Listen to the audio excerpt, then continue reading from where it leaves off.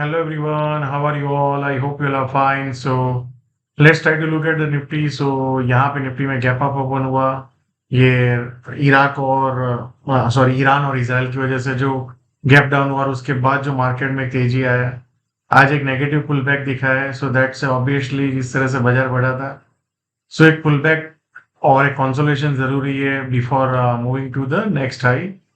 तो सबसे पहले एक चीज समझने की कोशिश करते हैं कि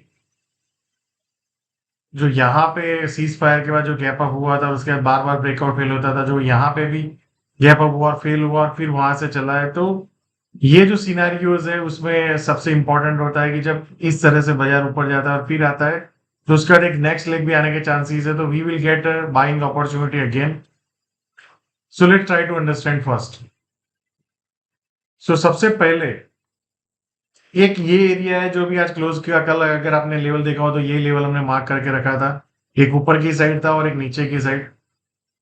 सो एग्जैक्टली नीचे के लेवल पे टच किया और वहां से एक पुल बैक किया आज इंट्राडे में।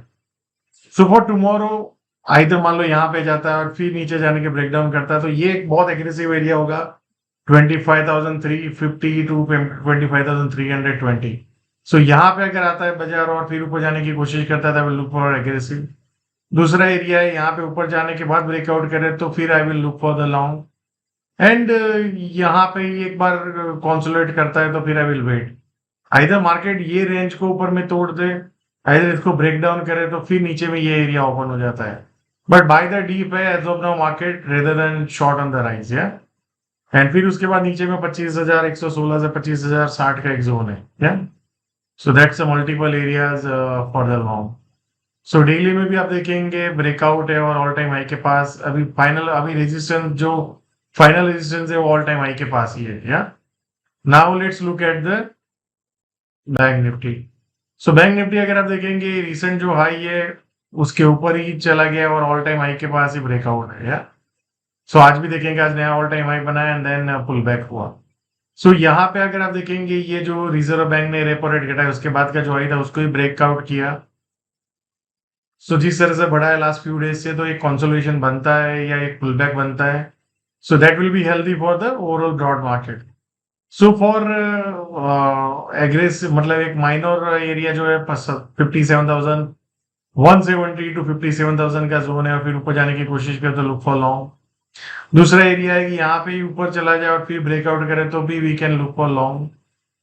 देन नीचे में 56,450 460 टू 56,380 का एक जोन है। एंड देन उसके बाद नीचे में 56,000 का एक जोन है, 55,900 एंड देन 55,370 260 55,000 का एक मल्टीपल एरियाज ओपन होते हैं। या सो